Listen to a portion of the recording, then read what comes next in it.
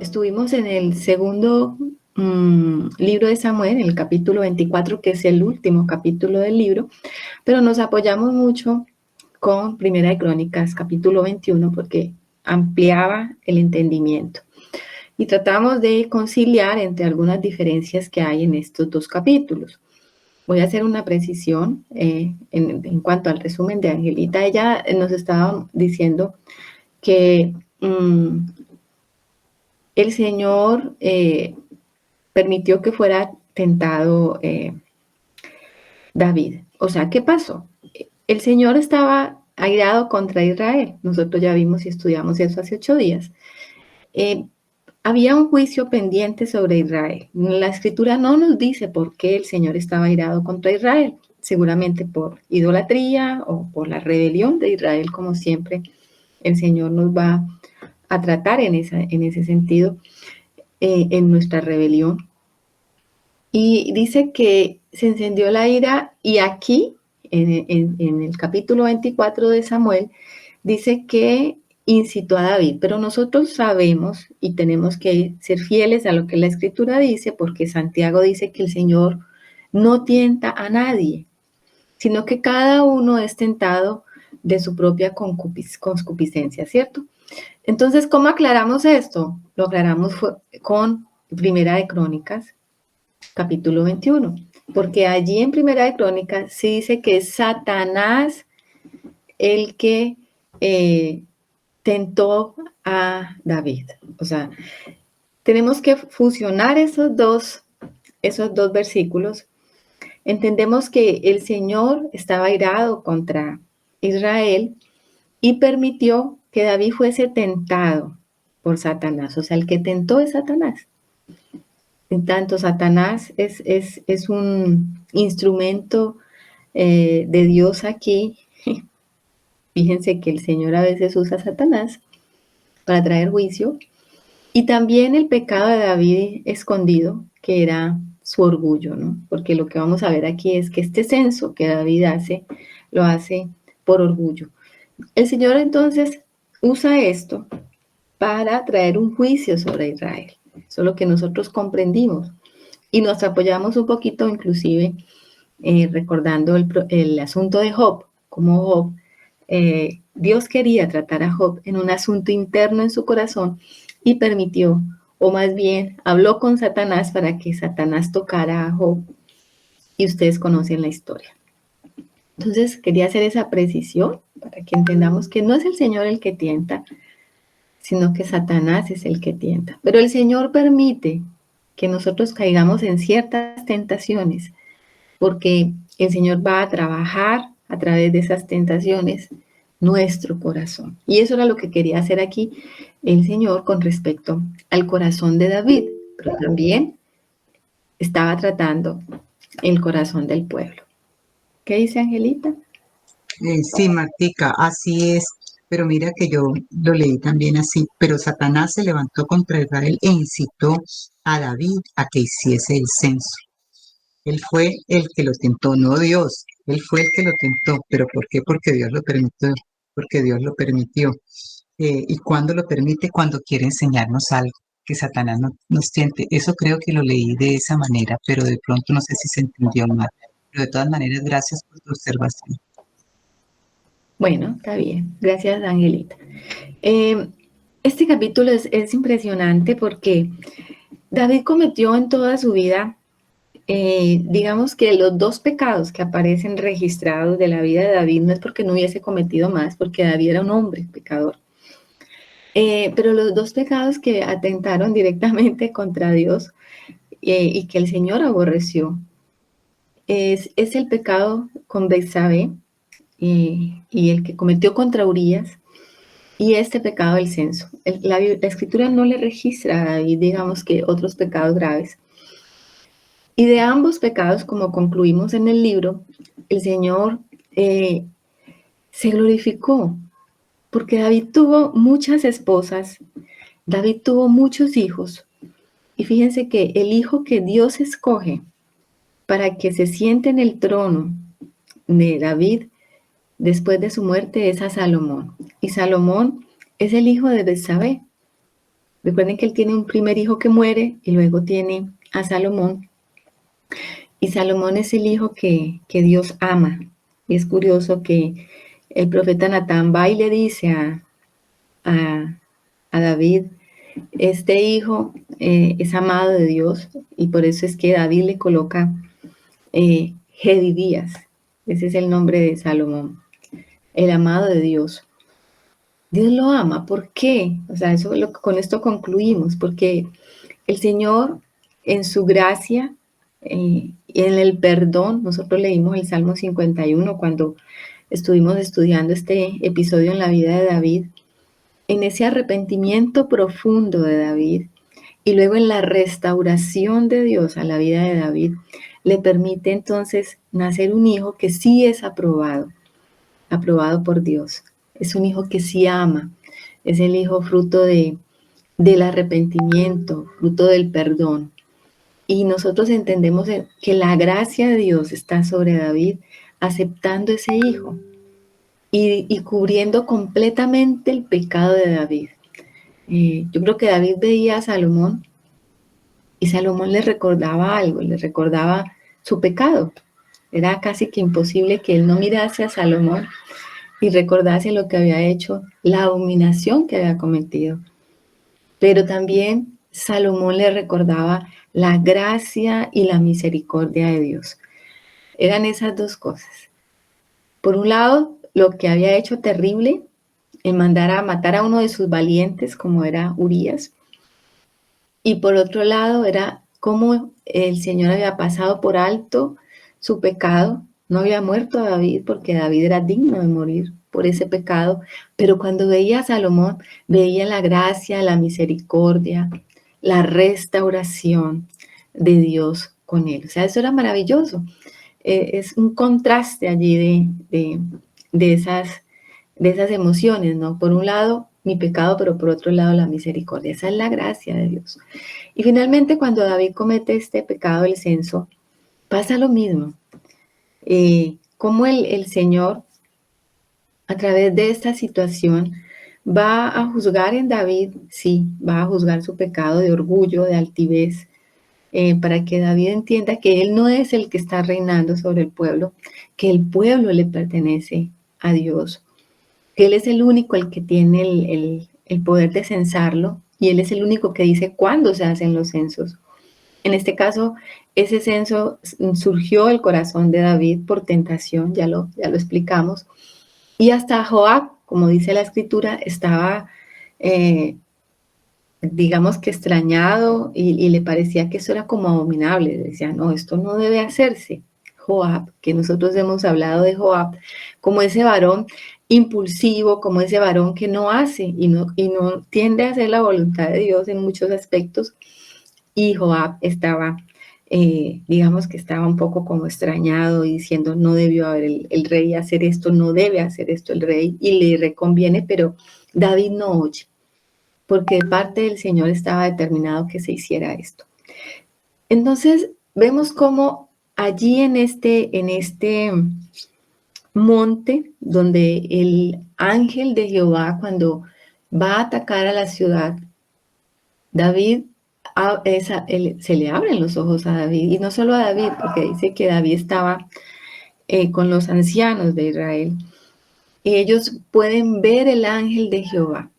Y vemos esa visión del ángel de Jehová, un poco parecida a la del Éxodo, cuando el ángel de la muerte pasa por Egipto, pero Israel está guardado por la sangre en los dinteles. Es la segunda vez que vemos el ángel de la muerte, el ángel de Jehová, para establecer un juicio. Y dice que Dios se arrepintió. Por eso David había escogido caer en las manos de Dios en el juicio y no caer en manos de los enemigos. Y David sabiamente escogió entonces pasar por 3 días terribles, porque imagínense eso, 3 días de dolor, 3 días de luto, 3 días de ver caer al pueblo. Y David como ese pastor de Israel, empezó a sentirse que por culpa de él estaban muriendo las almas. David luego va a hacer una expresión y va a decir, le va a decir a Dios, en humillación, le va a decir, ¿qué hicieron estas ovejas? ¿Por qué no juzgas mi vida y juzgan mi casa y termina conmigo, pero deja como libre estas ovejas? O sea, con ese corazón de pastor, David viene delante de Dios. Y allí estuvimos viendo esa figura de Cristo, ¿no? Como David allí está representando al Señor. Yo doy mi vida por las ovejas. Y el Señor termina mostrándonos una figura aquí también en este monte Moriah, porque es el monte donde Abraham va a sacrificar, es el monte donde Dios le muestra a Abraham que sacrifique a su hijo. Es el mismo lugar, el monte Moriah. El monte Moriah hace parte de esas cadenas montañosas allí en Sión, allí donde está Jerusalén. Hay varios montes y entre esos está Moriah. Moriah es el lugar donde el Señor le dice a Abraham que sacrifique a Isaac. Isaac traía la leña puesta sobre sus hombros. Imagínense la figura que nos está mostrando la Escritura. ¿Cómo no entender? ¿Cómo no ver claramente la figura, esa fotografía que el Señor estaba dejando en la antigüedad con Abraham y volver a tener esa imagen aquí de lo que el Señor estaba prometiendo y de lo que más adelante se iba a cumplir con nuestro Señor Jesucristo? Cuando Abraham iba a sacrificar a Isaac, pues Isaac hace la pregunta, ¿cierto? Padre, aquí está la leña para el sacrificio, pero ¿dónde está el cordero? Abraham le dice, Dios se proveerá de un cordero. Y es así. Nosotros recordamos la historia. Abraham estaba ya dispuesto a sacrificar a Isaac cuando vio allí un carnero enredado en una zarza para ese sacrificio. Y el Señor le dice a Abraham, no le hagas daño al muchacho, ¿cierto? Y Abraham toma entonces este animal y lo sacrifica en lugar de Isaac. Pero años más adelante esa respuesta va a ser contestada cuando Juan el Bautista ve al Señor Jesucristo y dice, este es el Cordero de Dios que quita el pecado del mundo. La pregunta que hizo Isaac en la antigüedad, allá Abraham, la contestó Juan el Bautista cuando vio al Señor Jesucristo. ¿Qué dice la hermana Hilda? Sí, una pregunta. Lo que pasa es que yo hace cierto tiempo vi un documental sobre el rey David, pero pues creo que era de National Geographic o History Channel, algo así, o sea, no era propiamente cristiano, ¿no? Y ahí pues mostraban a David, digamos, desde otra perspectiva y respecto precisamente a este evento del censo y las consecuencias que tuvo, pues ahí muestran al final que él, digamos, como que le estuviera casi reclamando a Dios, ¿qué te hicieron estas ovejas? ¿Por qué te desquitas con ellas? Y todo eso, pero que realmente a él le habían dado tres opciones y una de esas era que él fuera perseguido por sus enemigos durante 3 meses y él no escogió esa opción.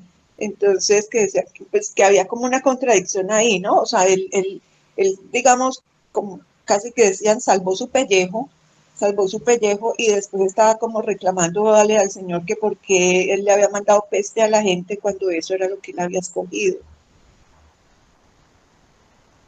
Entonces ahí no sé qué interpretación se le puede dar a eso. Ya, vamos a retomarlo entonces. ¿Qué dice Alecito? Bueno, yo lo que veo aquí, mis hermanos, es como una enseñanza que el Señor quiere poner en nosotros, y es que Él es Rey de Reyes y Señor de Señores, porque cuando confrontamos 2 Samuel 24 y 1 Crónicas 21, vemos que en la una dijo que el Señor incitó a David, en la otra que Satanás lo incitó, pero entonces yo lo que veo es de que el Señor nos dejó claro que Él estaba airado con Israel. Y eso lo dijo Martica, pues no sabemos el por qué, de pronto por idolatría o por muchas cosas. Y simplemente Él, que es el Rey de Reyes y Señor de Señores, pues utilizó a Satanás, utilizó a David, para ejercer su juicio, porque sabemos que el Señor lo hace a través de estas cosas. En las 3 propuestas que le coloca delante a David, 2 afectaban al rey. Los 7 años de hambre afectaba al rey y a su casa, y los 3 meses de persecución al rey. Y miren que se da es la del pueblo. Dice que pues murieron 70,000. Y antes de que David dijera que él era el que había pecado, que tenía con esas ovejas, en el versículo 16 dice que cuando el ángel extendió su mano sobre Jerusalén para destruirla, Jehová se arrepintió de aquel mal y dijo al ángel que destruía al pueblo: basta ahora, detén tu mano. Entonces mire que sí era claro que el Señor no estaba airado con David, estaba airado era con el pueblo. Y él sabía que su ungido iba a escoger de las 3, pues la que más iba a afectar el pueblo para poder ejercer su justicia. Y el mismo Señor se arrepintió. Sabemos que el Señor no se arrepiente, pero aquí usa la traducción: Jehová se arrepintió de aquel mal y le dijo al ángel: basta ya. Posterior es que David pues le dice al Señor que pues haga juicio con él. Entonces yo lo que veo aquí, mis hermanos, es el Señor mostrándome su señorío, el Señor mostrándonos su señorío, y que lo que él se propone hacer lo hace y utiliza lo que tenga que utilizar, porque pues sabemos que el cielo gobierna. Ok, gracias, Alecito. Angelita. Y no solamente detiene el juicio, sino que ve el corazón de David también, y por eso perdona. Es lo que yo puedo también deducir. Gracias. Bueno, vamos entonces a ver una cosa. Las 3 propuestas del Señor no es que una le afectaba solamente a David, no. Mire, en 7 años de hambre, ¿cuántas personas iban a morir? Iban a morir seguramente las mismas o más, porque eran 7 años de hambre. Y imagínense una muerte lenta, 7 años, wow, eso es tenaz. Ahora, 3 meses en manos de los enemigos. Claro, David iba a tener que salir a enfrentar, pero David no iba a pelear solo, iba a pelear con su ejército. O sea que también iban a caer hombres del ejército de David. Seguramente, ¿cuántos? Los mismos 70,000.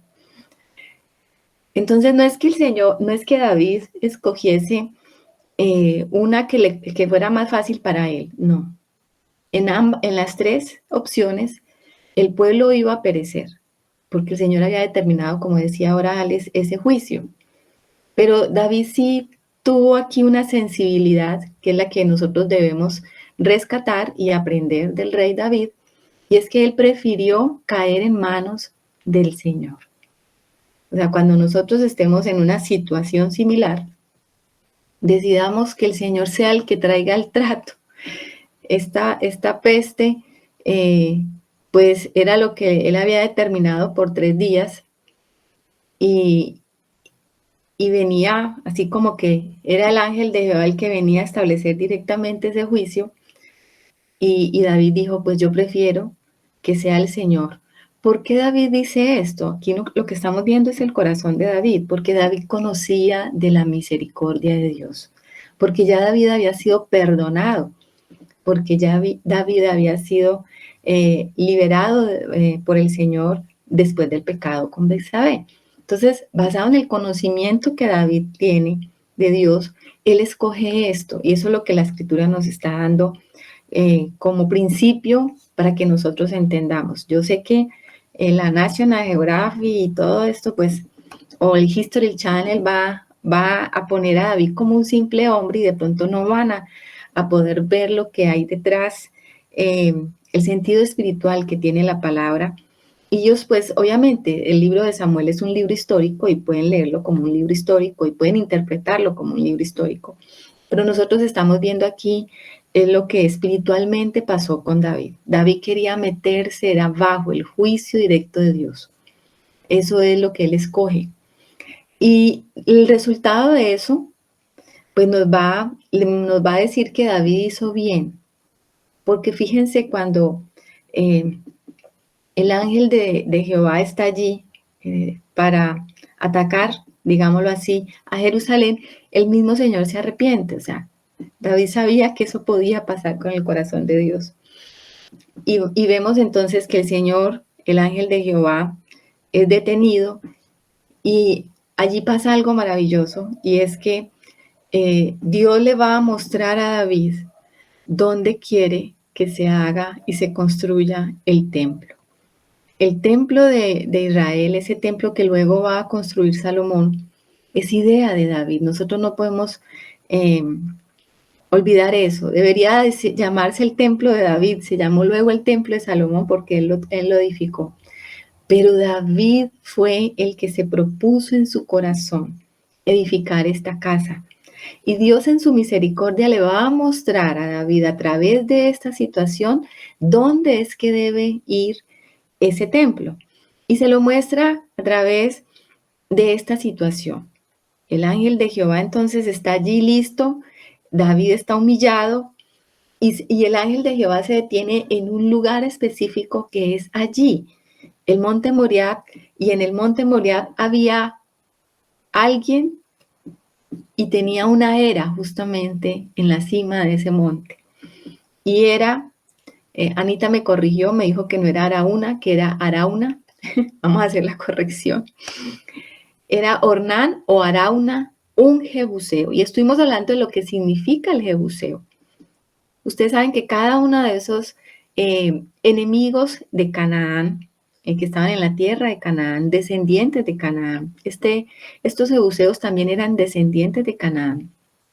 Y es el último enemigo que David tiene que enfrentar. Y estuvimos hablando de que ese enemigo representa el ego, el orgullo, porque tenemos que hilar toda la historia y mirar qué fue lo que pasó con David. El orgullo que David, el Señor quería juzgar en David, que lo incitó y que permitió que cayera en la tentación de Satanás, era lo que el Señor quería tratar en el corazón de David. Y entonces David se va a la era de Arauna, porque allí estaba el ángel de Jehová, y a través del profeta Gad, Dios le dice a David, mira, edifícate aquí un altar y haz un sacrificio. Y la coincidencia o la diosidencia de la escritura es que es el mismo lugar donde Abraham había edificado años atrás el altar para sacrificar a Isaac. Es el mismo lugar, eso es maravilloso. Eso es maravilloso. Uno donde puede encontrar algo tan impresionantemente coincidencial. Solo aquí en la escritura. Y lo que el Señor estaba entonces allí era diciendo, David, te voy a mostrar de qué manera es que yo soy satisfecho. Yo mismo doy la salvación. Y entonces David habla con Araúna y él le entrega los bueyes, le entrega las yuntas. Sabemos que él estaba trillando el trigo. Y sabemos que trillar es separar la cáscara del grano. Y eso nos da una idea de lo que eso significa. O sea, es quitar la carne y dejar el grano desnudo para poder ahora sí comerlo. Y eso es lo que el Señor va a hacer al final de todo, ¿cierto? Separar esa cáscara. La cáscara se reúne para quemar. Ustedes saben que eso se quema, pero el grano se guarda en los graneros, en el alfolí, como dice la escritura. Allí se guarda el grano para alimentar. Entonces, fíjense la imagen que estamos viendo aquí en la escritura. El final de David, entonces, es como esa perfección de David. Termina David, entonces, venciendo sobre su último enemigo, que es el orgullo. Y lo vemos con ese sacrificio, entonces, allí agradando a Dios. Dios se agrada de ese sacrificio y dice que por fuego le respondió. O sea, que es el mismo Señor el que enciende ese sacrificio. Y David, entonces, entiende que ese lugar es el que Dios escogió para que se ofrecieran las ofrendas. Dice que el tabernáculo y el altar estaban en Gabaón. Allá la escritura a través de la historia que hemos leído aquí en este libro, en Primera y Segunda de Samuel, no sabemos por qué llegó a Gabaón, porque él estaba en Silo, recordemos que estaba en Silo, pero luego termina en Gabaón. Allá se ofrecían los sacrificios, porque allá estaba el altar. Pero el arca, ¿dónde estaba? El arca estaba en el patio de la casa de David. Es curioso, ¿cierto? Por allá estaba el altar, por aquí estaba el arca, pero ahora el Señor quería que todo se unificara. ¿Dónde? Allí, en este lugar, en el monte Moriah. Y David dice que no volvió ni descendió más a Gabaón, sino que desde ese momento él siguió haciendo los sacrificios allí, en donde el Señor le mostró, en la era de Ornán, que ya había comprado David. Le compró porque él dice, no voy a hacer sacrificio a Jehová que no me cueste. Y David pagó por eso. Estuvimos hablando también un poquito de la diferencia que aparece aquí del precio. Y es curioso que allá en Primera de Crónicas diga que son 600 ciclos de oro. El número 6 representa al hombre. Es como si el Señor hubiese comprado, entonces estuviera comprando aquí al hombre. Entonces, David compra todo ese terreno y prepara ese terreno para que luego allí sea edificado el templo. Y estuvimos hablando al final de cómo la gracia de Dios por segunda vez se derrama sobre David y un pecado que fue terrible, luego se convierte en algo de beneficio. Lo que comenzó como un pecado se transforma en algo que es para la gloria de Dios. Y fíjense que en ambos pecados que comete David pasa lo mismo. En el de Betsabé, porque allí surge y de allí sale el nuevo rey, y ahora de este último surge y sale el terreno para la construcción del templo. Del primero, el que lo va a construir, edificar, y el segundo, el lugar donde se va a edificar. Y uno dice, pero esto es algo loco, ¿cierto? ¿Cómo Dios va a premiar a David de esta manera?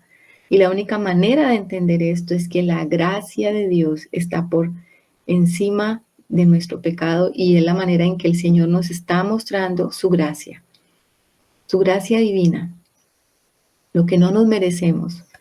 Él devuelve, nos da vida por muerte. Nosotros morimos cuando pecamos, pero Él nos da vida. Cuando pasa por alto nuestros pecados, por su gracia nos vivifica y transforma entonces nuestra condición. Y eso es lo que nos está mostrando la Escritura. Entonces allí quedamos, mis hermanos, allí quedamos entendiendo un poco este pasaje final de la vida en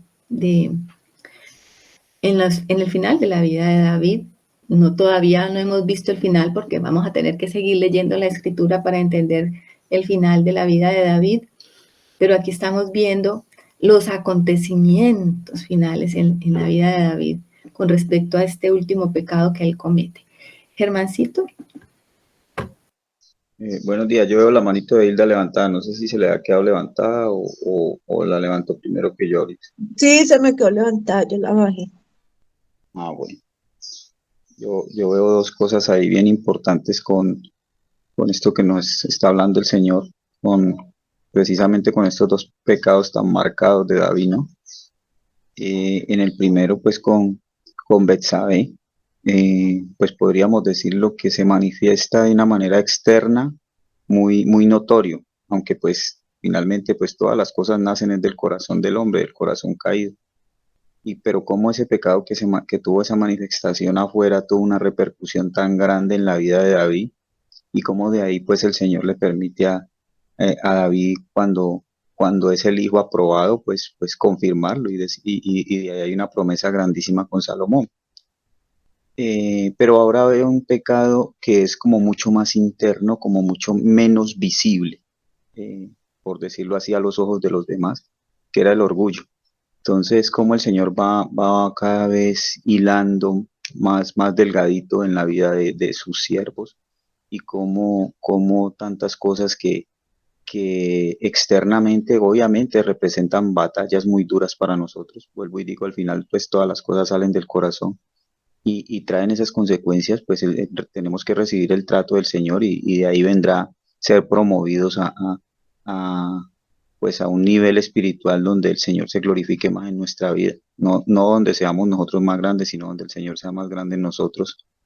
Pero cómo realmente el Señor cada vez va llegando más al fondo, ¿no?, de nuestro corazón y cómo este pecado de orgullo de David, pues esto no era tal vez tan visible, que podría pasar a los ojos de los demás que David quiera saber cuántas tropas tiene, cuánto ha crecido pero el Señor sí lo veía y cómo eso trae un trato también tremendo de parte del Señor con el fin también realmente de mostrarle a David cuál iba a ser el lugar donde él iba a establecer su casa, por decirlo así, como se veía en el Antiguo Testamento.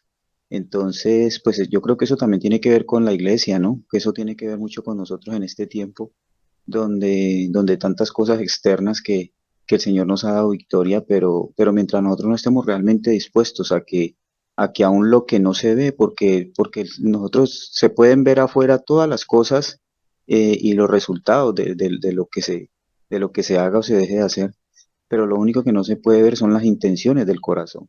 Y el Señor que sí las ve, cuando nosotros permitimos que las intenciones de nuestro corazón sean juzgadas, pues de ahí va a salir oro, ¿no? De ahí va a salir oro y nosotros hablamos de una llenura del Espíritu Santo a nivel individual, pero también a nivel corporal como iglesia. Entonces, pues para que realmente la casa sea establecida tanto en lo personal como en la comunión como iglesia, pues estas cosas tienen que pasar. Hace 15 días nos hablaba la hermana Luz sobre esos leones, ese león que estaba oculto por allá en una cisterna, algo así, y tenía que ver con eso, ¿no? Cómo había combatido a uno de los valientes de David, había combatido esos leones de afuera, pero también había combatido ese león de adentro. Entonces es para meditarlo, ¿no? Y que no se quede solamente como enseñanza doctrinal, sino que esto tiene una responsabilidad muy grande en nosotros. Y día a día el Señor nos toma la lección en esto del orgullo, en esto de todas estas cosas, porque muchas veces de pronto el hermano no comparte la misma visión que tengo yo, porque en la calle de pronto no recibo lo que yo pensaba que era justo, y cuántas cosas se alborotan en nuestro corazón. Y si realmente pues yo no estoy dispuesto a que el Señor juzgue esto, pues realmente no vamos a avanzar como iglesia. Sí, señor. Gracias, mi hermano Germán. Luz. Sí, hermana, lo que dice el hermano sí me parece pues muy profundo porque el orgullo finalmente y el ego yo creo que es como en la batalla en que estamos, ¿cierto? Porque hay pecados grandes que se van dejando más rápidamente, pienso yo, pero el orgullo y el ego, todo lo que el Señor nos va mostrando allá adentro, pues es ahí donde hay una mayor dificultad y en donde más debemos ponernos en la cruz. Entonces pensaba yo que este pecado de David, del orgullo, censar al pueblo, quizás, pienso yo, es una imaginación mía, era bien aceptado por el pueblo, porque pues uno supone un rey orgulloso, altivo, ¿cierto? Con un ego fuerte. Entonces, ¿cuántos de estas partes o pecados, sí, más bien que tenemos son bien aceptados por los demás y son hasta animados? Porque pues el mundo puede animar lo que el mundo cree que es bueno, pero obviamente en el Señor sabemos que todo eso son un estorbo para nuestra relación con el Señor y para que el Señor sea vida verdadera y plena en nosotros. Entonces, ¿cuánto de eso es animado por otros y que el Señor nos vaya mostrando, nos continúe mostrando y permitiendo cada día poner todo eso en la cruz? Amén. Así es, gracias mis hermanos, porque realmente los libros que estamos estudiando pues tienen ese objetivo, es mostrarnos qué tiene que ver con nosotros.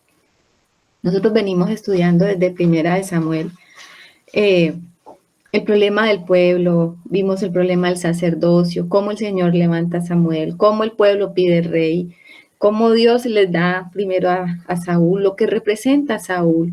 Nosotros sabemos que Saúl representa, pues sí, el ungido de Dios, pero todavía en la carne, o sea, ese hombre natural, ese hombre niño espiritualmente, todos comenzamos por Saúl, pero Saúl tiene que morir y el Señor juzga a Saúl y luego corona a David como rey, y eso tiene un significado en nuestra vida espiritual.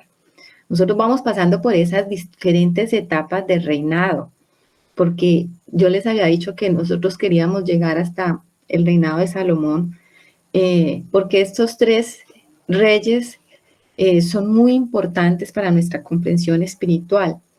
Nosotros comenzamos en Saúl, pero vamos a terminar en Salomón. Comenzamos en Saúl porque el hombre natural comienza a reinar, está ungido, el Espíritu Santo viene, pero es niño, es carnal. Y nosotros vimos todas las carnalidades de Saúl, cómo Saúl no quiso matar a Amalek. Recuerdan que tuvo problemas, fue con eso. Él desobedeció contra la orden que el Señor dio contra Amalek. Y Amalek representa la carne, y ese era el problema de Saúl. Saúl no se humillaba fácilmente delante de Dios, es más, nunca se arrepintió. Y por eso lo desechó el Señor. Y tuvo que levantar entonces a David. David es el hombre conforme al corazón de Dios, no porque fuera perfecto, no, vemos que David también se equivoca, David peca, pero la diferencia entre David y Saúl es que David siempre está humillado. Y aquí en este último capítulo lo vemos totalmente humillado, reconociendo su pecado, algo que Saúl nunca pudo hacer. Saúl nunca pudo humillarse delante de Dios. Y por eso es que ese Adán es desechado. Y ahora en David entendemos que es el que va a vencer, David es el que va a llevar entonces a través de toda la guerra, toda la lucha, todas las contiendas que tiene David, va a llevar entonces un reinado hacia la plenitud, hacia vencer el último enemigo que es ese Jebuseo. Algunos dicen que Araúna era el rey de los Jebuseos, ¿no? Que estaba allí, que por eso David le había perdonado la vida. Pero lo que la Escritura nos está mostrando, si hay un último enemigo a vencer, y es el orgullo. El orgullo individual. O sea, cada uno de nosotros sabemos que el orgullo pues viene ligado al pecado. El orgullo es el pecado. Ese es el pecado que entró a Adán y entró a Eva, y es lo que nos hace actuar separados de Dios. Ese orgullo necesita ser eliminado. Y para eso pues está el sacrificio de Dios. Para eso va a venir el Hijo de Dios, a darle muerte completamente a ese viejo hombre y aniquilar completamente el orgullo. Entonces vemos ese proceso, ¿no? David comienza entonces a reinar en Hebrón, pero él va en ascenso porque luego conquista el monte de Sión, y por último entonces va a conquistar ese monte donde va a establecer la casa de Dios, porque ya nosotros vimos que David había establecido su propia casa, pero el Señor no tenía casa todavía, y el corazón de David quería edificar casa. Nosotros queremos edificar casa al Señor.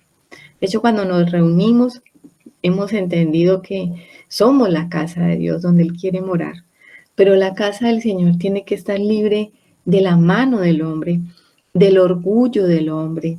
Todo esto tiene que salir y todo esto tiene que ser juzgado de manera individual y de manera corporativa, como decía el hermano ahora. Nosotros tenemos que ser tratados individualmente. El Señor va a tratar con cada uno de nosotros porque nosotros estamos aquí representados en estos libros. Nacemos como Saúl, somos rebeldes como Saúl. Y el Señor, ¿qué quiere? Darnos el corazón de David. Nos va a llevar también por los procesos de David, a batallar con el viejo hombre, a batallar con el mundo, con los filisteos, a batallar con Satanás, porque también te tienta Satanás, con el pecado interno, con nuestra carne. Eso es lo que hemos visto en David, cómo David también ha tenido que luchar y luchar y luchar. Y esa es nuestra etapa del reino en David. O sea, tenemos el deseo de ser conformados a la imagen de Dios y estamos batallando y peleando y destruyendo los enemigos de Dios y de los enemigos nuestros. Y al final, cada uno de nosotros va a tener que enfrentarse también entonces a ese enemigo que es el orgullo, y al final entonces va a tener que humillarse delante de Dios y va a tener que ser librado hacia la madurez, porque nosotros estamos viendo aquí a un David maduro. No es el David que mató a Goliat. Este es un David que ha pasado por muchos procesos y que ha llegado al final de sus días y que ahora entonces en madurez está batallando con ese último enemigo, con ese ego, con ese orgullo que tiene que humillarse delante de Dios. Angelita. Gracias, Martica. Quiero hacer una pregunta como para aclarar mis conceptos. Si bien nosotros hemos sido o hemos nacido para reinar con el Señor, tenemos que pasar un proceso, y yo creo que es el mismo proceso que pasó David, sin lugar a dudas. Que luego pues fue tipo, y por eso era tipo de Cristo. Pero ¿en qué momento nosotros solos no podemos? Es lo que yo quisiera como preguntarte, porque si nosotros pudiéramos, pues bueno, vemos que tenemos su fuerza de voluntad y todo, pero tarde que temprano caemos. Entonces, mi pregunta es como para saber si yo estoy pensando bien o no. Entonces, es el Espíritu Santo el que hace morir en nosotros las obras de la carne. Entre más tiempo estemos con, con el Señor, entre más tiempo pasemos con el Señor, entre más reconozcamos nuestra incapacidad, porque sí es cierto que nos fue dada una promesa, pero esa promesa, ¿por qué no se cumple? Porque estamos trabajando nosotros en nuestras fuerzas y no permitimos que en esos momentos, o no permitimos tener con el Señor esos momentos de solitud y de quietud para que el Espíritu Santo opere. Es un proceso, mi hermana, es un proceso de ir hacia la madurez. Por eso les estaba hablando de cómo nacemos espiritualmente y cómo Saúl fue ungido. Nosotros no podemos decir que Saúl era un carnal, simplemente Saúl estaba con el Espíritu de Dios, estaba en él. Y espiritualmente se representa nuestra infancia espiritual. Saúl representa nuestra infancia espiritual. Pero a la medida que el hombre espiritual va creciendo, entonces va siendo conformado al corazón de Dios. Y cuando ya entonces está conformado el corazón de Dios, Saúl muere, esa infancia muere y empieza entonces a reinar David. Es un proceso, eso va de la mano. Sí es el Espíritu el que nos va conduciendo por este camino. Es el Espíritu el que nos va introduciendo en estas experiencias espirituales. ¿Para qué están estos libros aquí? Para que nosotros entendamos. Ustedes saben que nosotros no podemos entender lo espiritual sino a la luz de lo terrenal. Y por eso lo que estamos nosotros estudiando en los libros históricos, lo que a Israel le aconteció en su parte natural es lo que a nosotros vivimos en nuestra parte espiritual. Entonces lo que el Señor está haciendo con la palabra es mostrándonos. Es como una parábola, ¿no? Como el Señor usaba parábolas para poder explicar la vida espiritual. Entonces tenemos que entender que las historias que estamos estudiando tienen un alto contenido espiritual, que nosotros tenemos que entender que hay como 3 etapas de reinado en nuestra vida. Comenzamos en Saúl, pero en la medida que vamos creciendo, vamos a llegar a entrar al reinado de David cuando el corazón va siendo transformado y se conforma al corazón de Dios. Y empezamos entonces las batallas de Dios, porque David es aquel que conquista todo el territorio para Dios y para Israel. O sea, es impresionante, pero Salomón tuvo un reinado de paz. Nosotros vamos a ver eso más adelante. Salomón realmente casi no tuvo contienda. Todo lo hizo David. David fue el que extendió el reino. Nosotros estuvimos estudiando esa parte cuando vimos ese capítulo donde hablaba de las conquistas de David, las conquistas hacia el norte, hacia el sur, al oriente, al occidente, o sea, todo lo que David conquistó. Y nuestra etapa en David es de guerra, mucha guerra, hasta darle muerte a todos nuestros enemigos.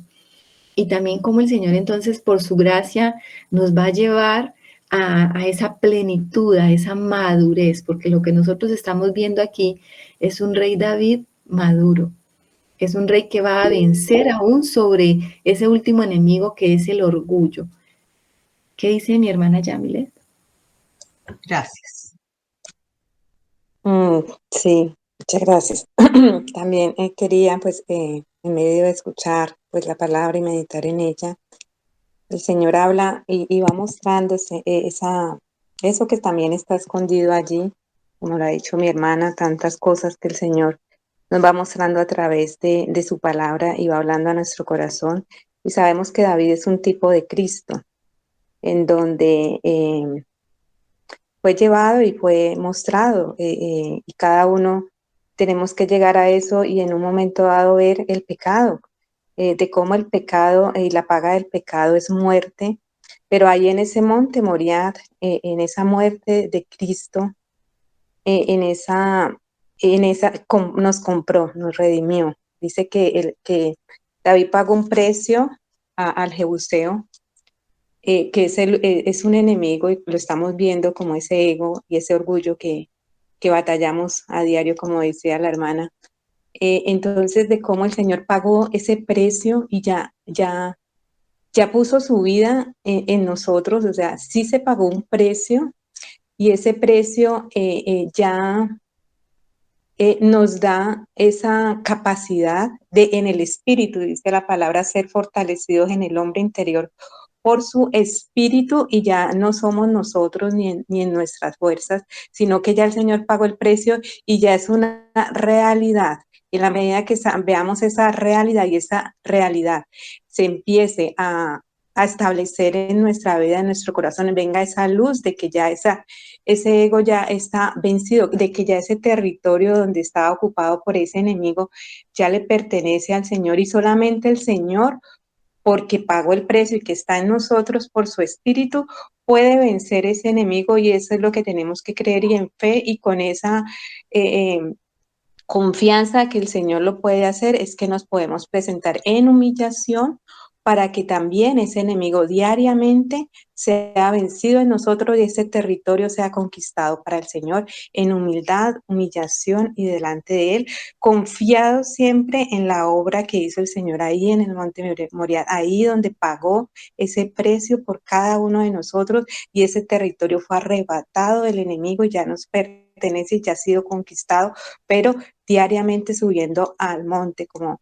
dice el Salmo 24, ¿quién subirá al monte de Jehová y quién estará en su lugar santo? El limpio de manos y puro de corazón, con esa limpieza, con eso que únicamente lo hace el Espíritu, podemos presentarnos delante del Señor y subir a ese monte y ahí sacrificar holocausto que sea agradable al Señor para que todos nuestros enemigos, como el ego que está ahí, puedan ser vencidos y conquistados por el Señor. Eso es lo que el Señor me muestra allí. Amén. Muchas gracias, mi hermana Yami. Así es. Aquí tengo la manita levantada de Janet también. Sí, yo quería como aportar lo siguiente, ¿no?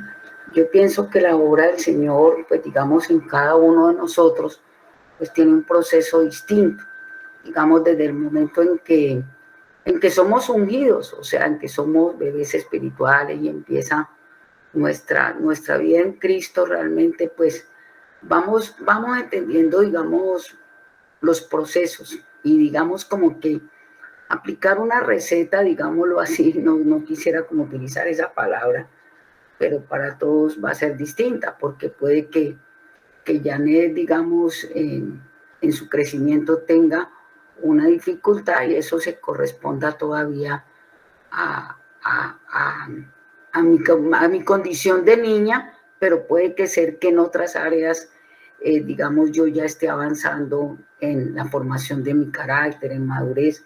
Entonces yo pienso que allí tiene para mí mucho valor, es como reconocer la victoria de Cristo en mi vida, porque él ya hizo todo, ¿no? En la cruz el Señor ya hizo todo. Lo que pasa es que, por ejemplo, si yo estoy luchando con el orgullo, si yo estoy luchando con un ego fuerte, si yo estoy luchando con una característica personal, pues a veces humanamente uno quisiera que ya uno pudiera haber dejado eso, digamos que ya eso sea, voy a decirlo, como una prueba superada. Pero realmente a veces por esperar todo, por querer que todo sea pues a la manera de uno, pues no permite que la gracia del Señor realmente sea la que lo conduzca. Entonces, a veces queremos ayudar al Señor, a veces queremos, pues intervenimos en eso, colocamos, nos justificamos, manejamos la justificación como orgullo, ¿no? Como no, porque es que tal cosa.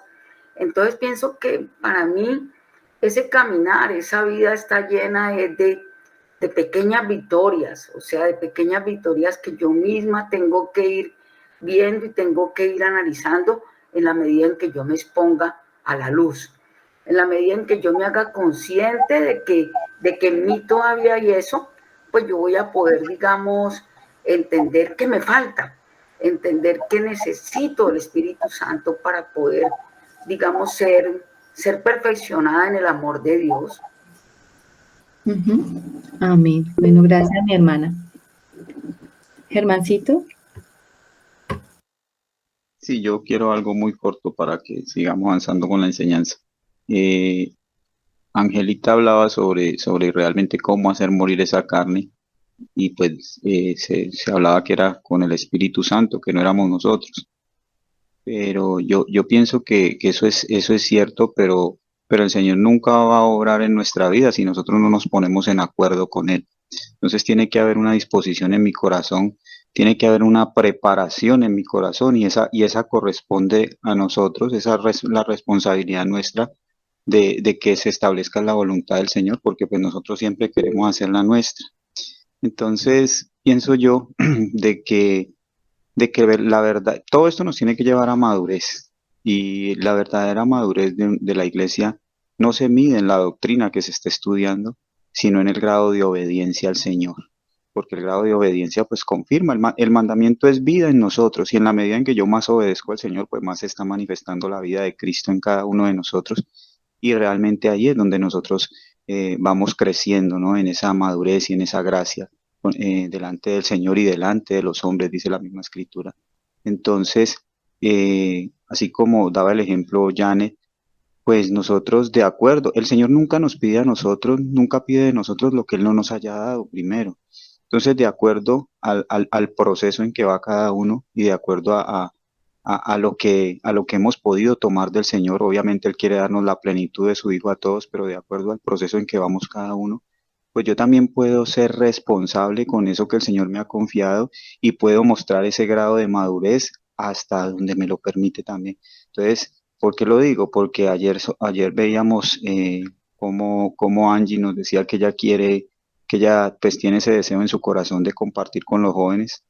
Entonces eso también habla de eso, de que cada quien pues tiene que ser fiel con lo que el Señor le ha dado en su avance y en su proceso y echar mano de eso, porque de eso es que el Señor está demandando. Si el Señor es el que edifica su casa, pues Él la edifica con los materiales que Él mismo ha puesto en nosotros.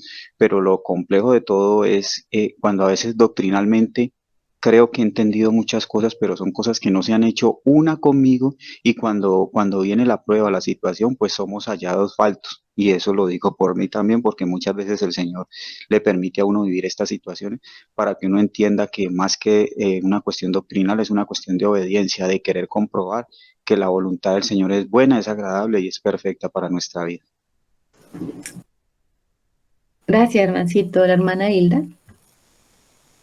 Sí, respecto a lo que estaba diciendo Germán, precisamente, pues estaba pensando de que el Señor en la palabra nos insta a entregarnos y como sacrificios vivos, disponernos como sacrificios vivos, como en esa mesa de sacrificio, precisamente para que el Señor, a través de su palabra, a través del Espíritu Santo, pues tome el cuchillo y haga pues con ese sacrificio vivo lo que hacían en la antigüedad, ¿no? O sea, abrir, dividir, separar, extirpar, hacer toda la obra que tenga que hacer, pero sí se requiere primero que haya esa disposición de nosotros como de entregarnos como sacrificios vivos para que esa obra pueda ser efectiva.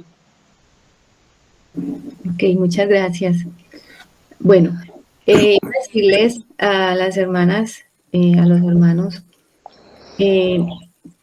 lo que estamos viendo aquí en estos libros es como el propósito general de lo que Dios quiere hacer en nosotros, de dónde nos quiere sacar hasta dónde nos quiere llevar.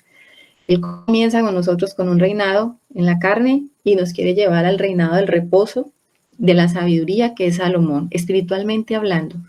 Lo que estamos viendo con todos estos tipos es el propósito general. O sea, aquí hay un propósito general. Todos vamos a llegar allá y ese es el propósito general de Dios. Ahora, hay un trato individual y el Señor va a procesar a cada uno conforme a su corazón, conforme el Señor esté trabajando y a través de las circunstancias, a través de la palabra y el Espíritu Santo en acción, Él va a ir haciendo esto. O sea que aquí no podemos como tratar de aplicar la palabra individualmente, sino que estamos viendo es un propósito general. Y de aquí cada uno entonces tiene que tomar la aplicación individual a su proceso, pero aquí todos vamos a llegar a lo mismo. O sea, la meta del Señor es sacarnos del reinado de la carne, introducirnos en el reinado del reposo, en el reinado de la sabiduría que representa ya a Salomón. Eso es lo que estamos viendo en todas estas historias, en todos estos relatos que el Señor nos ha dejado allí como sombra. Hacia allá vamos, ¿cierto? Ya vimos a Saúl, vimos cómo terminó Saúl, ahora hemos visto la vida de David y hemos visto ya la madurez de David, hacia dónde apunta entonces el final de los días de David. Importante recalcar esto, como en ese monte Moriah, el fundamento que va a entender David y por el cual él dice, este es el lugar donde se va a edificar la casa de Dios, es el sacrificio. Eso es lo que le muestra a David dónde tiene que seguirse sacrificando y dónde es que el Señor quiere morar. Allí en el sacrificio es que David entiende que ese es el lugar que Dios quiere para que levante y edifique casa para él. Así que nosotros tenemos que entender esa figura en nosotros. Es allí donde está el altar, donde el Señor quiere que se edifique su casa. Eso de una manera individual y de una manera corporativa, sobre el fundamento que es Jesucristo, porque nosotros podemos ver esto centrado en Cristo, porque Cristo es el tipo que está mostrando allí en esos bueyes que se están sacrificando, como la sangre de esos bueyes, ese holocausto era el que iba a ser agradable a Dios para que el ángel de la muerte guardara la espada y ellos no murieran. Y ahí nos está mostrando al Cristo. Sobre ese fundamento se edifica la casa de Dios. Pero también ese altar nos representa a nosotros, porque nosotros también tenemos que sacrificarnos allí juntamente con el Señor, estar escondidos en ese sacrificio. Ese ya no vivo yo, Cristo vive en mí. Y sobre eso es que es edificada la casa de Dios. La casa de Dios no es edificada sobre filosofía, sobre pensamientos humanos, sobre lo que yo creo que es la casa de Dios. ¿Cómo es que se hace la casa de Dios con respecto a mis pensamientos, a mis deseos o mis concepciones? Sino que hay un fundamento establecido por Dios de cómo se hace y Él es el que edifica su casa. Eso es lo que entendió David allí. Allí es que quiere edificar la casa Dios y allí se va a edificar la casa. Y eso es lo que sigue en adelante, porque después de eso vamos a ver cómo David preparó todo para que la casa de Dios sea edificada en ese lugar. Bueno, vamos a avanzar un poquito. Es importante que retomáramos esta parte para el entendimiento y la comprensión de por qué estamos estudiando estos libros. Hacia dónde apunta entonces todo esto en nuestra vida, qué aplicación tiene de manera individual, pero también de manera corporativa, que es lo más importante. Nosotros no somos entes separados, nosotros estamos siendo edificados en una sola casa.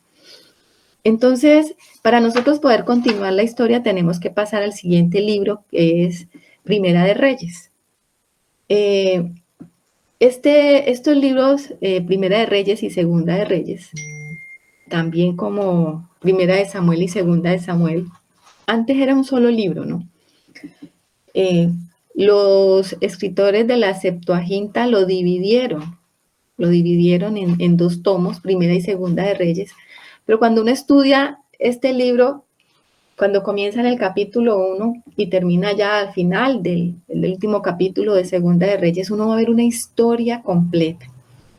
Este libro comienza con los últimos días de David, el inicio del reinado de Salomón, y termina con la deportación del pueblo de Israel o de Judá a Babilonia. Allá termina. Entonces, es toda una historia que nosotros podemos ver, es un libro histórico que nos va a mostrar todo ese panorama. Este libro se le atribuye al profeta Jeremías, aunque es incierto quién es el autor de este libro.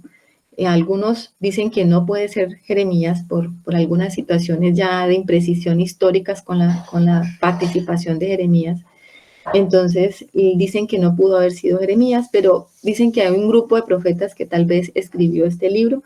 No podemos decir nosotros a ciencia cierta entonces quién lo escribió, pero está allí como registro histórico del pueblo de Israel y de todo lo que pasó. Y como advertencia también para nosotros de lo que es esa plenitud del reino de Salomón, la decadencia del reino hasta la deportación del pueblo bajo la esclavitud de Babilonia. O sea que aquí en este libro hay mucho contenido espiritual que nosotros deberíamos también estudiar. Vamos entonces, no vamos a leerlo así como lo hemos leído por cuestiones de tiempo, pero vamos a ir leyendo a ver hasta dónde avanzamos. Comenzamos entonces en el capítulo 1, ubiquémonos ahora ya en el capítulo 1 de este primer libro de Reyes. Ese primer versículo dice, cuando el rey David era viejo y avanzado en días, le cubrían de ropas, pero no se calentaba. El rey David llega a una edad, anciano, está viejo, y pues cuando uno está viejo las calorías como que descienden y él estaba muy frío. El versículo 2 dice, le dijeron por tanto sus siervos, busquen para mi señor el rey una joven virgen, para que esté delante del rey y lo abrigue y duerma a su lado, y entrará en calor mi señor el rey. Y buscaron una joven hermosa por toda la tierra de Israel, y hallaron a Abisac, sunamita, y la trajeron al rey. Bueno, aquí uno podría interpretar esto de una manera natural. De hecho, algunos estudiosos lo dicen así, ¿no? Era como una motivación para el rey. El rey tenía muchas esposas, ustedes saben que tenía muchas esposas y concubinas. Cualquiera de esas esposas podría haberse recostado o cuidar al rey o acostarse con el rey para calentarlo, o sea, pero aquí en la escritura nos está hablando es como una motivación extra, o sea, un viejito y le traen una niña joven, es una niña virgen, aproximadamente de unos 16 años, 17 años menos seguramente, para motivación del rey. Digamos que naturalmente algunos dicen que al rey se le veía de una manera muy viril, o sea, y que si de pronto él estaba motivado, pues iba a poder seguir teniendo hijos y podría extender su descendencia para establecer o mantener su reino más estable. Algunos dicen eso, ¿ya? Digamos lo que naturalmente podríamos verlo así. O de pronto en ese pensamiento de que la juventud le puede dar vida al rey. Este es como un intento de los siervos de David de mantener con vida a David. Para este pueblo, David a la lámpara, recordemos que eso es lo que le dice por allá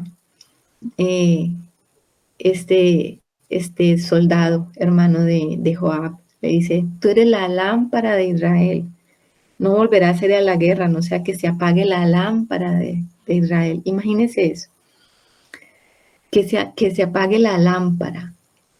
Y ellos querían que no se apagara la lámpara, y una manera de motivarlo es trayéndole una jovencita, o sea, como que esta jovencita le puede estimular al rey, lo puede mantener abrigadito, le puede dar nuevas fuerzas, le puede dar vida, ilusionarlo, o sea, digamos que esto es como métodos humanos, ¿no? Vamos a decir qué significa Abisac. Sunán, pues Sunán es un territorio, ¿no? De allí venía ella. Dice, el significado de Abisac ¿Es el padre vaga o se equivoca? ¿Mi padre se ha extraviado? ¿O un significado más espiritual que le dan a este nombre? Es mi Padre Dios es grande. El significado es vago porque no encuentra usted si es el uno o el otro, pero cuando etimológicamente se estudia el nombre puede significar ambas cosas. O el Padre se equivoca, o el Padre es extraviado, o mi Padre Dios es grande. Yo lo dejaría con ese último, mi Padre Dios es grande. Porque tratemos de entender qué significa esta Abisac, esta tsunamita joven. Dice que era de hermosa apariencia. En el 4 dice, y la joven era de hermosa apariencia, dice, y ella abrigaba al rey y le servía. Pero el rey nunca la conoció. O sea, el rey no la vio ya con ojos de hombre, sino que se dejó servir de ella. El hombre no la David no la codició, David no la tomó como mujer, no se sirvió de ella en ese aspecto sexual, pero sí se dejó abrigar de ella. Algunos, cuando uno estudia esto, lo llevan al lado negativo, por lo que significa esa primera parte de mi padre vaga o mi padre se extravió. Y dicen que podemos estar buscando muchos refugios o buscando cosas que nos calienten y nos abriguen, que no sea de pronto el Señor, o métodos de hombre para motivarnos a vivir. Digamos que si esa era la intención de los siervos, pues lo estaban buscando en Abisac, o sea, cómo Abisac le iba a dar, cómo le iba a inyectar vida al rey, porque ellos sabían que el rey era como la lámpara, era la lámpara en medio de ellos, la lámpara de Dios. David era ese hombre que llenaba de luz el pueblo y trataban de animarlo.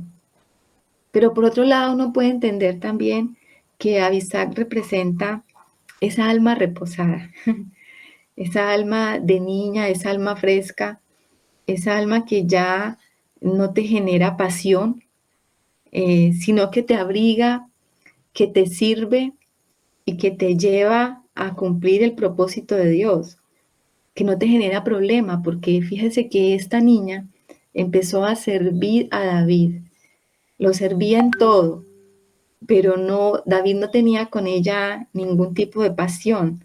Esta era un alma que estaba sometida al rey, es la imagen que yo puedo ver aquí en esta niña, o sea, sin ningún interés pasional, sino que había un sometimiento realmente de servicio. Entonces podemos nosotros ver si esto en la parte natural, porque los siervos de David buscaron esto, pero nosotros ya vemos al hombre maduro, el hombre de Dios que está en su ancianidad, libre de pasiones y esperando que el Señor se lo lleve, porque eso seguramente es lo que está esperando aquí David, ya cumplió con su propósito en la vida, hizo lo que el Señor estableció que se hiciese con él, y ahora simplemente entonces está en un tiempo de espera y de reposo. Entonces el alma de David, si la podemos ver reflejada, porque cuando nosotros vemos la figura de mujer, la mujer está representando el alma. Eso lo hemos nosotros hablado muchas veces, como la figura de mujer representa al alma y la figura de varón representa al espíritu. Eso va a decir la escritura también. El hombre representa al Señor y la mujer representa el alma, ¿no? Por eso la mujer es figura de la iglesia. Entonces, estamos viendo aquí a esta joven mujer servir a David, totalmente sometida al rey, pero aquí ya no hay intereses propios, digamos, pasionales, sino que hay un servicio genuino. David necesitaba ser abrigado, David necesitaba ser acompañado y servido por alguien, y qué mejor que una doncella hermosa. Eso nos habla características del corazón. Cuando la Escritura nos habla siempre de la hermosura, nos está hablando del carácter hermoso de Dios, del carácter hermoso del Señor. Y entonces esta mujer hermosa está representando eso. Un alma hermosa es un alma que está totalmente sometida a Dios y está formada y está adecuada al carácter de Dios. Y eso es lo que estamos viendo entonces aquí en esta figura de Abisac. La Escritura sigue diciendo en el versículo 5, entonces Adonías, hijo de Haggith, se rebeló diciendo, yo reinaré, y se hizo de carros y de gente de a caballo y de 50 hombres que corriesen delante de él. Versículo 6, y su padre nunca le había entristecido en todos sus días con decirle, ¿por qué haces así? Además, este era de muy hermoso parecer y había nacido después de Absalón. ¿Cómo les parece esto? Muy parecida a la historia de Absalón. Resulta que este Adonías era otro hijo de David, de hermoso parecer, que hizo lo mismo que Absalón, o sea, se juntó alrededor de sí 50 hombres, como lo hizo Absalón, y hacían que fueran detrás de él como que, bueno, este es el próximo rey, este está haciendo aquí campaña política porque es el que quiere reinar. Resulta que este hijo de Adonías, hijo de David, pues era el que legalmente tenía la sucesión al reinado. O sea, por edad, él era mayor que Salomón, por edad le correspondía el reino. O sea, que él comenzó a hacer campaña política, viendo que ya David estaba en el final de sus días, él comenzó a hacer campaña política porque él pensaba que él era el próximo rey. Entonces se hizo de hombres que le siguiesen y como era de hermoso parecer, pues la gente se iba detrás de él. Siempre que nosotros hemos visto también este hermoso parecer ligado a los varones, hemos visto como esa apariencia externa, la cual a nosotros nos llama la atención y queremos seguir. Desde Saúl hasta Absalón y ahora Adonías, nosotros vemos eso. La palabra reiterativamente nos habla de ese hermoso parecer. Saúl era ese hombre de alto, de grande estatura, muy hermoso, muy varonil, con porte de rey, que todo el pueblo dijo, sí, ese es el rey. Dice que de hombros para arriba era más alto que todos. Tenía apariencia de rey. Y eso significa nuestra carne fuerte, pues es la que nosotros siempre admiramos. Nosotros tendemos a admirar las características fuertes del hombre. Nosotros, ¿por qué nos gusta ver las competencias olímpicas? Y nos emocionamos. Nosotros nos emocionamos cuando vemos la capacidad del hombre. Cuando vemos cómo alguien alcanza esos desafíos y sobrepasa los límites del esfuerzo que tal vez nosotros no podemos llegar allá y los vemos en otros y decimos, wow, yo quisiera tener eso, ¿cierto?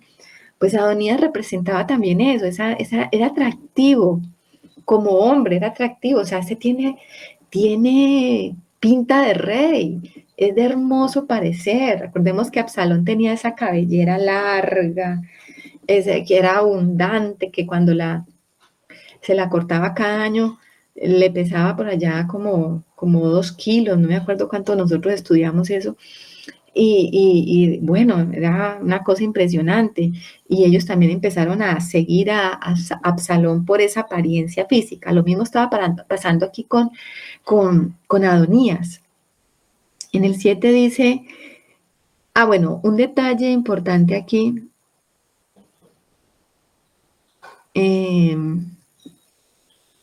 es que dice que su padre nunca le había entristecido, en el 6, y su padre nunca le había entristecido en todos sus días con decirle, ¿por qué haces así? Lo mismo que le pasó con Absalón. Aquí estamos viendo las debilidades de hombre que tenía David, y es que David no corregía a los hijos. David tenía esa debilidad, y seguramente David tenía también esa admiración, como la tenía por Absalón. También tenía la admiración por Adonías.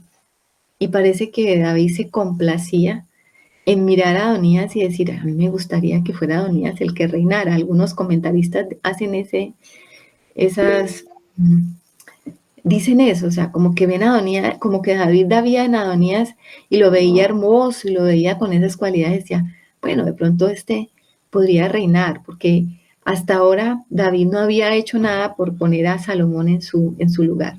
¿Qué dice Angelita? Algo corto, pues sí, él fue como un muy buen rey, pero fue débil con todos sus hijos, y no solamente pues con Adonías y con Absalón, sino que recordemos cómo Amnón violó a esa media hermana Tamar, y también él se quedó callado y no hizo juicio. Entonces, pues eso era lo que quería como comentar, ¿no? Y por eso pues también la familia experimentó quebranto, porque pues no hubo la corrección necesaria, así fuese él un excelente rey. Sí, señor. Gracias, Angelita. Estamos viendo ese, digamos, error del carácter de David que es reiterativo con sus hijos. Amnón no lo corrigió, no corrigió a Absalón, ahora tampoco había corregido a Adonías. Y resulta que Amnón era el primogénito, era el que tenía que reinar. Le seguía Absalón, David no corrigió al primero, tuvo que morir. David no corrigió al segundo, Absalón, y tuvo que morir. No corrigió al tercero, a Adonías, y también Adonías tiene que morir. Eso lo vamos a ver más adelante. O sea que cuando nosotros no corregimos a nuestros hijos, los estamos llevando a muerte. Los estamos llevando a muerte. Adonías significa mi Señor es Jehová. Era el cuarto hijo de David. Ustedes recuerdan, mis hermanos, cuando el profeta Natán vino a David y le habló de esa parábola de aquel hombre que recibió una visita, pero que no quiso matar de sus ovejas, sino que mató la ovejita del vecino para dársela a la visita. Y dice que cuando David escuchó eso, se encendió en ira y dijo, pues tiene que pagar 4 veces por su oveja para restitución. Pues aquí se está cumpliendo eso. Resulta que Adonías era el cuarto hijo de David. Hubo un tercero que era hijo de Abigail, pero la escritura no dice qué pasó con este hijo. Parece que este hijo ya había muerto, porque la escritura no lo menciona por ningún lado.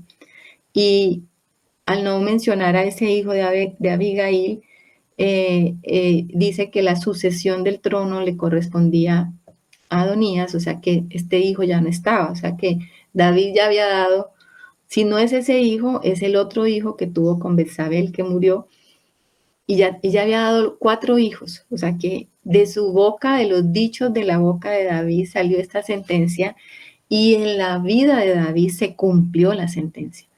Él tuvo que pagar con 4 hijos por el pecado con Betsabé. Entonces, David no lo corrigió y, bueno, aquí tenemos las consecuencias de no haber corregido entonces a Adonías.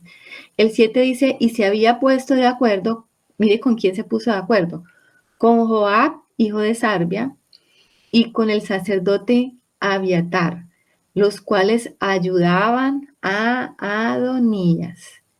Nada menos y nada más que con Joab. Joab en este momento se rebela contra David nuevamente y se va del lado de Adonías. Vamos a ver más adelante por qué tal vez Joab hace esto. Y también el sacerdote Abiatar se une con Adonías. ¿Qué dice Angelita? Algo chiquito. Probablemente, pues Joab estaba sentido porque David no le hizo caso. Entonces, como no le hizo caso cuando le dijo que no hiciera el censo, entonces pudo de pronto querer tomar como esa venganza que tomamos a veces nosotros cuando algo no nos resulta y pues estamos molestos y actuamos conforme a nuestros deseos. Es probable, yo creo que Joab estaba viendo errores reiterativos en David y digamos que él como general le había reconvenido varias veces Y parece que ante los ojos de Joab, David había perdido como ese respeto al rey, en el sentido de, bueno, este se equivoca y yo tengo que reconvenirlo. Bueno, seguramente se está equivocando también con que quiere poner a Salomón y yo veo que es Adonías el que tiene que reinar. O más adelante vamos a ver que seguramente Joab quería asegurar su posición, como está diciendo Germancito. Esa es la verdadera razón. Él quería asegurar su posición como general o como comandante en jefe y quería seguir conservando ese puesto porque David ya había puesto en su corazón que Joab no siguiera como el comandante. Eso ya lo habíamos visto cuando él designó a otro en su lugar, pero Joab pasó por encima de eso y digamos que el Señor, respaldando a David, le permitió algunos triunfos a Joab, pero Joab no era ese hombre. Joab tenía que ser quitado de ese lugar. Para el reinado de Salomón tenía que ser quitado. Entonces, aquí él hace una alianza con Adonías porque él quería conservar ese puesto. Esa es la verdadera razón.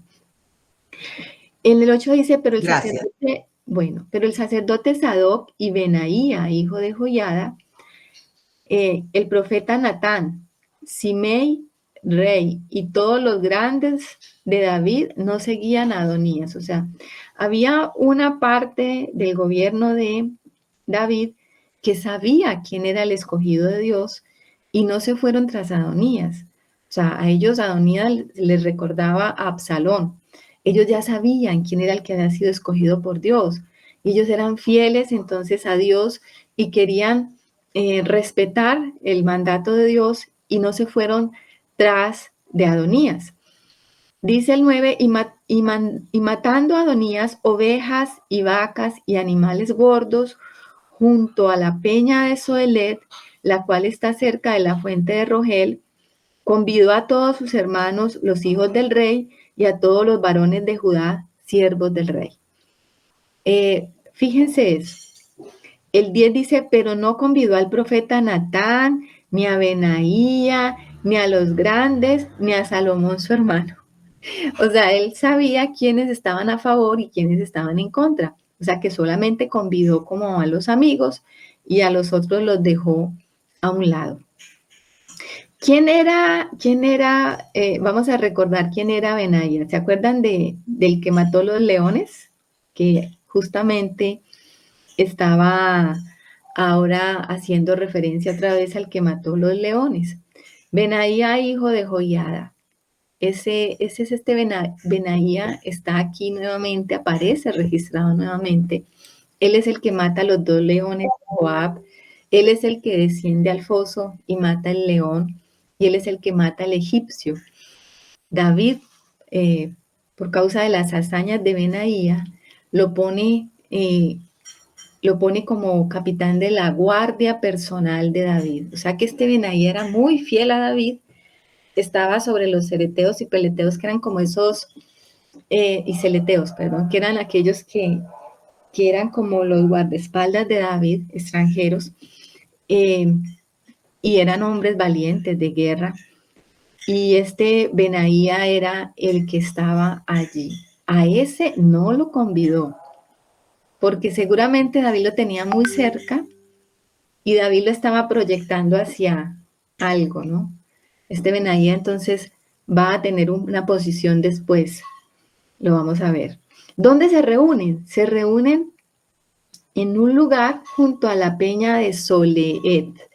Y a veces los nombres nos dicen mucho. Fíjense que buscando un poquito el significado de este Soleet, dice que antes, Soelet, perdón. Antes significaba serpiente o reptante. ¿Cómo les parece? Allí es donde se reunieron. ¿No les habla mucho a ustedes ese nombre que signifique serpiente o reptante? A mí sí me dice mucho espiritualmente.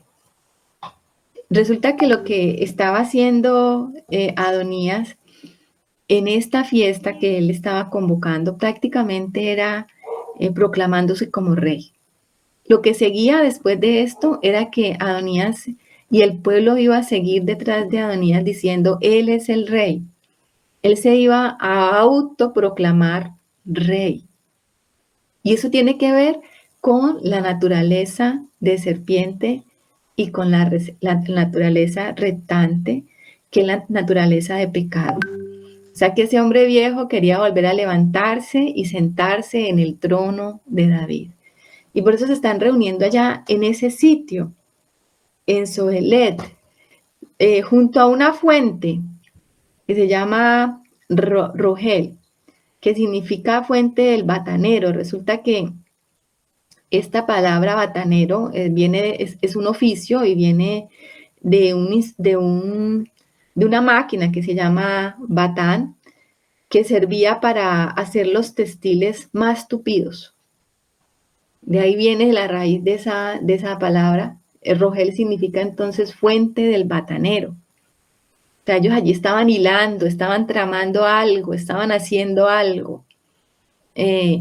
A escondidas de David y a escondidas de la voluntad de Dios, porque después de este evento, seguramente se iba a tocar la trompeta y se iba a declarar o se iba a levantar a Adonías como el rey, tal como lo hizo Absalón, ¿no? Dice el 11, entonces habló Natán a Betsabé. Aquí aparece el profeta. Mire, nosotros en estos libros hemos visto el surgimiento del ministerio profético y la importancia del ministerio profético. Nosotros sabemos que el profeta es el que trae la voz de Dios. ¿Para qué? Para corregir, para exhortar, para animar, para instruir, para guiar al pueblo de Dios. Y Natán es ese profeta que Dios usó cuando David estaba en esa situación con Betsabé. Y Natán conocía muy claramente cuál era la voluntad de Dios con respecto a Salomón. ¿Y por qué llama a Betsabé? Porque es que David le había hecho una promesa a Betsabé. Y dice que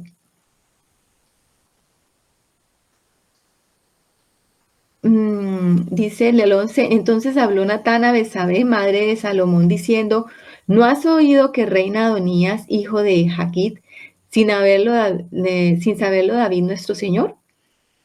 El 12 dice, ven pues ahora y toma mi consejo, para que conserves tu vida y la de tu hijo Salomón. Ve y entra al rey David y dile, Rey Señor mío, ¿no juraste a tu sierva diciendo, Salomón tu hijo reinará después de mí y él se sentará en mi trono? ¿Por qué pues reina Adonías? Y estando tú aún hablando con el rey, yo entraré tras ti y reafirmaré tus razones. O sea, Natán conocía la voluntad de Dios y va a hablar con Betsabé para que Betsabé le recuerde a David la promesa que le había hecho de que fuera Salomón el que iba a reinar. Uno dirá, bueno, esto es algo humano, esto fue algo que se propuso. David entonces, para recompensar después del daño que le había hecho a Salomón, a Betsabé, porque recordemos que Betsabé quedó viuda y que si su hijo no reinaba, pues Betsabé no iba a heredar. Y digamos que David, por tapar entonces su pecado, entonces hizo esto, pero nosotros sabemos que no es así. Dentro de la restauración completa que Dios hizo en medio de este pecado, también restauró a Betsabé y levantó a Salomón, ya lo habíamos dicho, como respuesta del perdón y de la completa restauración de David, esa reconciliación que David tuvo con Dios, y la respuesta y la aceptación de Dios era que Salomón iba a reinar. Y ya lo estuvimos estudiando ahorita, pues ya lo conversamos. Entonces lo que estaba haciendo aquí Betsabé era recordando, o el profeta le estaba recordando esto a Betsabé para que Betsabé le dijera al rey y se lo dijera. ¿Por qué? Porque cuando Natán fue al rey, y le dijo que él iba a tener otro hijo con Betsabé y que ese hijo era el amado de Dios. Le puso Jedidías. ¿Ustedes recuerdan eso? Eso lo estudiamos. Lo estudiamos en segunda de Samuel. No recuerdo el capítulo exacto donde está, pero ya lo habíamos visto, cómo el Señor le da entonces a David, le regala a Salomón. Bueno, eso está en el capítulo 12.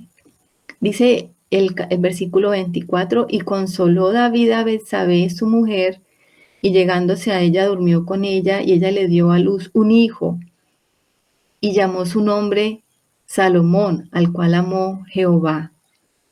Y envió un mensaje por medio de Natán profeta, así llamó su nombre Jedidías, a causa de Jehová. O sea que David le ha llamado Salomón. Salomón significa paz, ustedes saben. Pero como Natán fue y le dijo que este era el amado de Dios, entonces se le puso a Salomón el nombre de Jedidías. Jedidías entonces es Salomón. Y es el hijo que Dios amó. Es el hijo de la restauración.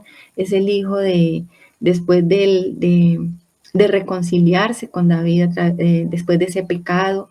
Entonces Salomón representa eso, la gracia de Dios derramada a David.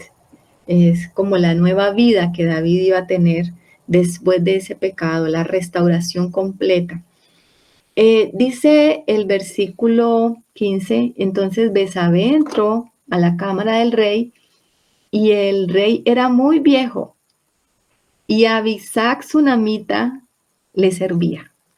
Fíjense que vuelve y la menciona la escritura, a Abisac sirviendo al rey David. Ella solamente hacía eso, servir al rey David. El alma reposada de David ya tenía un alma que solamente le servía a Dios. Ya no había intereses propios de David, no habían pasiones propias de David. Él estaba completamente, digámoslo que, relajado, en paz, reposado. Bueno, dejémoslo aquí, mis hermanos, vamos a terminar. Son las 10:02. Vamos a terminar la historia aquí. En 8 días la retomamos, pero es muy interesante este comienzo pues del reinado de Salomón. ¿Qué dice mi hermana Janet? Sí, que estaba pensando en eso, Martica y hermanos, que tú dijiste ahorita, de cómo precisamente en ese sitio, digamos, estaba la serpiente, ¿no? Y pensaba yo y meditaba en este momento en que en todo huerto que Dios plante, o lo que Dios está plantando en nuestro corazón, pues también va a haber, digamos, como ese enemigo siempre allí, ese enemigo para tentar, para sacarnos del propósito, para hacernos, digamos, caminar en otra dirección. Y también pensé al comienzo, Martica, cuando tú hiciste la pregunta de por qué en el mismo sitio se habían hecho los dos altares, ¿no? El altar de Abraham y el altar de David, cuando el Señor se lo mostró. Y pienso yo que es que en el camino del Señor, pues, digamos, como para que Él verdaderamente reine, se entrone en nuestra alma, pues digamos como que se llega a un momento, ¿no? En que se ha logrado con la ayuda del Espíritu Santo, digamos, poder levantar ese altar en nuestra vida, ¿no? Porque ya se hayan vencido muchas de las carnalidades, ¿no? No todas, pero sí muchas de la lucha. Amén, mi hermana, gracias. Bueno, mis hermanos, vamos a orar, vamos a darle gracias al Señor por esta mañana. Sigamos leyendo, sigamos introduciéndonos en la historia. Muy interesante. Nosotros vamos a ver de aquí adelante entonces cómo terminan los días de David y cómo comienza el reinado de Salomón, que tiene que ver mucho con nosotros y con la iglesia. Eso lo vamos a ver. Hoy nos enciendes el corazón.